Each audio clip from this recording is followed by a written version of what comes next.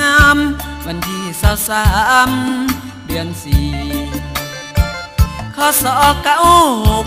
ยามฝนตกฝากไปสนีหับแล้วบ่นอคนดี ส่วนไอ้นี้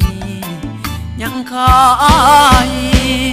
เมื่อน้องได้อ่านถ้าบ่สงสารก็ทิ้มไปจะเอาไปจุดเผาไฟจะทำอย่างใดให้บ่ว่าถ้าบ่เห็นใจ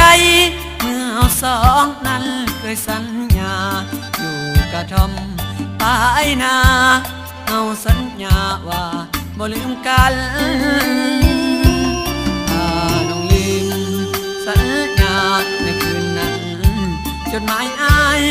คงเป็นมันคงบ่มีความหมายเสียแห้ง